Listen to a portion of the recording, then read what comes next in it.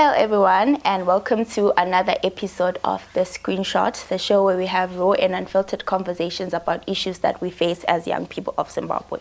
And our issue today is an issue on financial literacy, entrepreneurship, unemployment, and I know we've discussed these things in the past, but we want to dive deep into understanding them. So joining me today is our CEO. I've never had a CEO, at least I think so.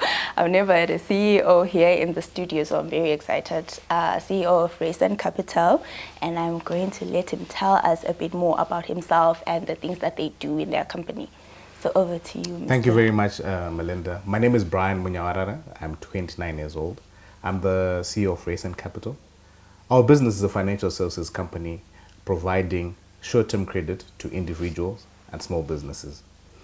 Currently, our business is headquartered in Harare, and we've got agents across the country with a presence that is there to assist our clients whenever it is that they're requiring access to finance.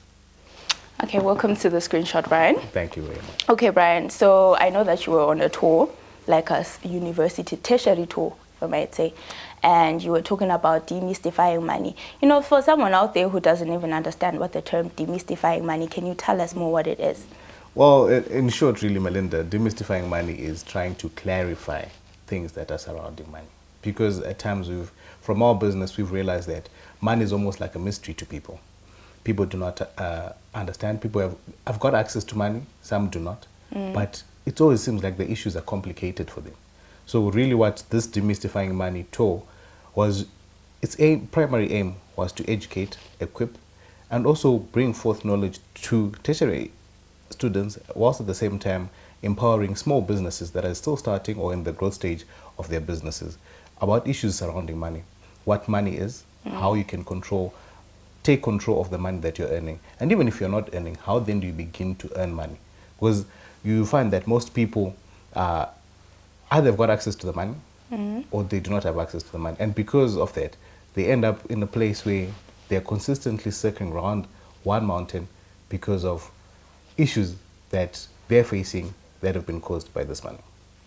Okay, I understand. So since you guys were doing a tertiary tour, first I want to know, how is the reception like when you go to a place and say, I want to teach you guys about money and everything that surrounds money, especially to young people? What is the reception like? Well, in the first instance, that people are excited because when you talk of money, because people do believe that money opens doors. So you're like, okay, if it's about money, count me in. I want to be there. And it's been a very welcoming response. And what's really warmed my heart during the tour, especially when I'm talking to the students and also to the small business owners, is realizing how much of a light bulb moment some of the information that we're bringing has been to people. Really trying to dig deep into the aspects around money. So primarily our tour has been premised on three things, which is learning about money, that we find people in circumstances that they do not know about money, or information that they do have is information that is misleading, is information that they've gotten or they've learned through bad experiences. The second thing being that we are trying to equip people to be able to earn money. And after earning this money, how then do you, which brings me to my third point, save this money so that you can take yourself out of a hole that you would ordinarily find yourself in because you have not been able to master the art of being in control of the money. Okay, so for our viewers who probably were not there, you know, I don't know, maybe they were or they were not there at NAST and LSU, I want us to cheat a little bit. I want us to maybe you can tell us a bit more on what the talk was about. You know, we also want to learn more about, personally, I speak for myself when I say I'm not really financially literate when it comes to these things. You know, I don't think I am, because the second I get money, it'll be finished in 10 days. And then I have to suffer and wait for the next month so that I can get paid. You know, what do they call it? Living paycheck to paycheck and stuff like that. So for us who were not there, can you please inform us on how we cannot be those type of people, especially as young people? And you bring a very important aspect, which was one of the things that we're talking about, which is, you know, when you're referencing to say that you are living from paycheck to paycheck, which brings about a concept which was part of the talk, which was on budgeting. and budgeting because you're saving money. So you see, what we're trying to say is we're saying in our process of demystifying money, where we're starting from, our primary starting point is that we are trying to get people to learn about money. People who are learning, maybe for instance, you might have had experiences that you've had whilst you're young that have shaped how you view money. You're trying to live from paycheck to paycheck because maybe the people that you have in your life have also been living paycheck to paycheck. The people that we see that have got money, during the tour, one of the people said to us, I know, look, can we not talk about money because we think money is evil? But we had to try to say, we need to learn and understand that money is not necessarily evil. And you're saying it is evil because at times it is a perception that you have now gotten over money, and then now you're not in control of that particular aspect. So the first thing was that let us learn from the right sources that we're getting about money. So how do you learn? You're learning through access to information that's on YouTube, TikTok, reading books that have to do with money. And one of the books that I was recommending to people was The Psychology of Money, because this gives you an understanding into saying, Psychology of Money by Morgan also, which gives you an understanding into saying, look, how have I shaped my life with money? How do I get access to money? And even after having this money, what then do I end up doing with the money? And the second thing was to say, if we're earning, how are we earning? You know, people say, I don't know, you know, in Zimbabwe, things are so hard. I have to end up being an entrepreneur because there's nothing else for me to do. And we're saying, even if you're a university student, you're working, or maybe you're not working, you're a sole trader, whatever it is, at some point in your life, you're getting access to some sort of money. So how are you earning this money? So to also then equip people through understanding that entrepreneurship is not the only way for you to be able to earn. Even if you are being successful in your career, we spoke of unemployment earlier on as we were starting the show. To say a lot of people are either unemployed, and they're unemployed because of things maybe that might be happening within our society. So even if that's the case, how then do we change our status that we're finding ourselves in, where we're unemployed, we're not getting access to the money?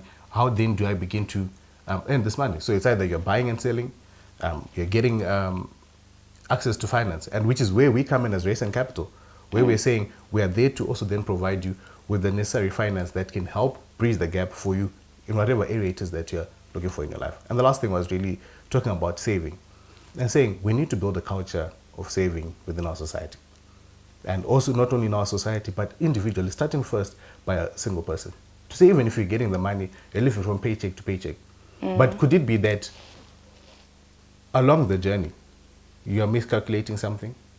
You find that you are overspending. My colleague was sharing a story to say that you find a sole trader that says the things never seem to balance in their shop. Why? Because what they're only accounting for is for rent money and salaries. But then they're forgetting to account for the fact that they're also taking money from the business on a daily. When they want airtime, they're taking money from there. When they want money to go out, they're taking money from there. And because you're not writing things down and you're not budgeting properly, you end up finding yourself in a hole that is not necessarily conducive for you. So really, we're trying to say, let us change our minds and our mindsets so that we can become people that are able to save and save well. Okay, I hear you, Brian. So I want to ask a question on, like, as most young people who are starting out, you know, you're not really making a lot of money, and you're making probably a profit of $100, and like I'm going to still spend it like that, like I'm not going to save. So what do I do as someone who's not making that much money? Can my $100 go a long way? Yes, you can stretch a dollar to the last point, even though if you're not making a lot of money. And then one of the key things that we're trying to also address was to say, how do we become people that live within their means? And if we're living within our means, how do we calculate to understand that, you know, I can forego spending some of these luxuries that I'm after, so that I can be in a place where my $100 is able to last me till the end of the month. And on top of that, also challenging people to say, have multiple sources of income. Okay, yeah. Because if you've got multiple sources of income, you're not only reliant on that single income point. So the starting point is to say, yes, I understand it might be difficult for me to start a business or for me to look for other ways in which I can get money. But for where I am right now, how best can I stretch this dollar? How best can I stretch this $100 to ensure that I've covered the basics that I need to and I'm living within my means? And you can take it a step further to say, look, I found that maybe my expenses and the things that I require in my life requires a lot more. So how then do I get to a point where I'm beginning to earn more? That's where we then bring in the things that we're talking about during our earning component of the tour, to say, let us look for opportunities where you can buy and sell, where you are earning on commission, where you're looking for avenues and opportunities that can bring income to you. Okay, I hear you. So, Brian, for those who were not at the tour, how do you connect to Raysun Capital? Like, if I want to learn more, which avenues do I go through? Well, really, we are found online, which is www.raysuncapital.com. And as you go onto our website, it will give you all the information that you require on you getting access to the finance wherever you are. We're able to reach you across the country. We've got branches in some areas in the country, but you are still able to access all the finance that you require online. Okay, so you guys heard they're found online. I wanted them to know. So we're going to go back a little bit. So there's been a different school of thought that I was recently reading up on, the savings versus investing. I don't particularly remember who it was, but they said saving is not good. You're supposed to spend that money somehow. So what do you think? Like, should I save or should I invest? And what do I invest in? Like, especially in our country, you know, it's such a term. If someone was to come to me and say, why don't you invest in this? I would immediately think it's a scam. That's literally the thing. If you were to come to me and say, I have a company, it's called Raysun Capital, we want $1,000. For me personally, a person who doesn't really know much about those things, I would think he wants to take my money and run away. Yeah, and I don't blame you for that. You know, the issue around saving or investing is a consistent argument that people will have. And the reason why we're having that argument, in my opinion, is to say, perchance we're trying to save blindly and we not have any saving goals. Because let's say you've got $100 and you say, I'm just going to save that $100. What for? Do you have a goal that you have? Is your saving? I feel like you're really talking to me. Do you have a goal that you're trying to achieve? If you don't, then what is the point of you putting the money aside? During the tour, I actually highlighted to people that we save not because you're just waiting for a rainy day, but you save because you are responsible. And on top of you being responsible, you've got goals because you know that there's something that you want to do. Yeah. Now, when it comes to investing, investing is good. And we are young people. And because we are young people, we need to safeguard our future. Remember I was talking about having multiple sources of income. Yeah. And as you begin to have multiple sources of income, you realize that as I invest into this thing, it might be able to bring a return to me. And you ask about what kind of investments can I do, looking at myself, and I'm a Zimbabwean and so on. There are many things that you can invest in. And some of those things are safe and secure investments that are coming from trust funds that we currently have here in Zimbabwe. You can invest with Old Mutual, you can invest with Raysun Capital. At the same time, also you can invest in businesses that are doing well. You look at Project X that's happening here in Harare, where they've got land across the country, where they're encouraging people to buy a square meter, because that's what you've got. So instead of you spending that $20 and putting it underneath your pillow, you're using that money to go buy some piece of land. And as it accumulates, your saving go now, you've both invested and you've also saved because you're doing something that has got a future and focused ahead. So really, should you be saving, should you be investing? That really boils down to saying, what are your goals? What are your financial goals? What is it that you really want to achieve? If it is financial freedom that you want, then investing is the best option because you're getting multiple sources of income. But don't invest into one single item. You know, the stock exchange is available, not only the ZSC, but also the Victoria Falls Stock Exchange. So you're able to invest into secure investments. And those things that can bring return. And I really feel at times when we continually, as we are continuing on this question, it's also to say, what kind of information do we have? Because I feel there's an information gap amongst us as young people. True. Where the information is there, is out there. But you find people, majority of the people that are our age, you talk about the stock exchange, they know not even one single listed company. Did you see my blank face when you were talking? No single people. They're unaware of the stock exchange. But that is not necessarily anyone's fault, but ourselves. That we are not willing to understand avenues in which we can invest and also make money, and patient money. I think it's like any subject out there, you know. If you're really interested in something, you look into it, you know. Because I didn't know much about the stock exchange until you mentioned it, the Victoria thing. I only know the New York Stock Exchange from movies, not even like that I looked into it. So do you think financial literacy should be taught in schools? Should it be a subject in schools? Because it seems like it's such a big thing that is very important. Do you think it should be taught in schools? Yeah, and it should not only be taught in schools. It should be taught amongst all the communities that we're staying in. Even at home. Yes, because you know, when we end up going to school, we are products of where we're coming from, and where we're coming from is really home. So it has to start within the house. If our parents begin to teach us on things that are related to finance, we've got a good starting point to go with. Now, when you go to school, what school is doing is really adding on top of what we already have. So I do believe that, yes, financial literacy should be taught, but it should be taught at all stages of our lives. Not only in school, at church, we should be talking about financial literacy. At home, we should be talking about financial literacy. You know, even when we are out at a restaurant, wherever you are. As young people, I think these are conversations that are necessary for us to consistently be having. True. To move away from a place where it is consistently talking about the fun and, you know, but get to a place where we're talking about, okay, what are our goals? What are our financial goals? How do you become financially independent? Yeah. How do you become financially free? So yes, I do believe we should be talking about it. Yeah, I really agree with that, especially the part where we have these conversations, because I think we forget that the future is actually now, you know. You're always thinking 9, 10 years, you know, something will magically happen. So I'm actually interested in you, Brian, and how you started this journey of, you know, looking into financial, demystifying money and starting the tours. How did it start for you? Look, I think at our company, Raysun Capital, we discovered that there is an information gap amongst the clients that were coming to access finance from us. And as they were doing so, we realized that because there's an information gap, we wanted to be able to bring forth that information gap, to bridge that information gap. That's the starting point. And also really curate products, financial products, that are able to address the needs and the concerns that that actually people do have. So for example, we've got entrepreneurs or young entrepreneurs that are coming to access tens of thousands of dollars to say, we want loans for that. But they do not have any business plan. They don't know what they want to use the money for. They are just claiming that they want money.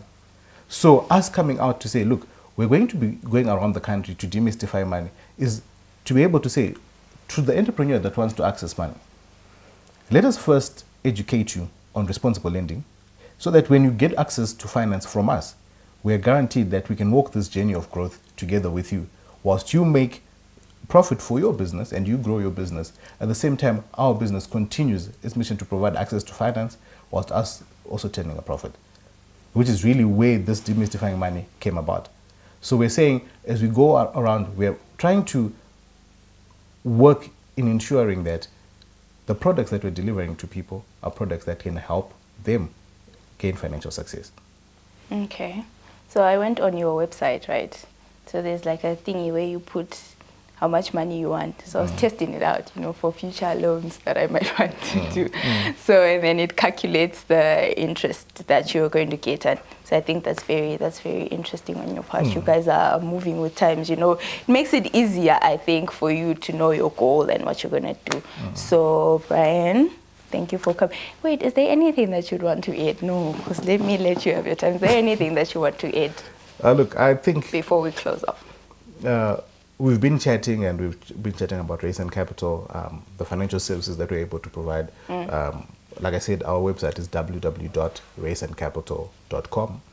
You can access, whilst you go on the website, like you rightfully said, you're able to calculate the loan that you want. You can gain more access to information that has to do with us. But my message really would be to young entrepreneurs and people that are on their journey for growth, to say we need to be a people that can understand our lived reality, that we operate in an environment that forces us to be able to step out and perchance work twice as hard as people that have gone before us have had to do.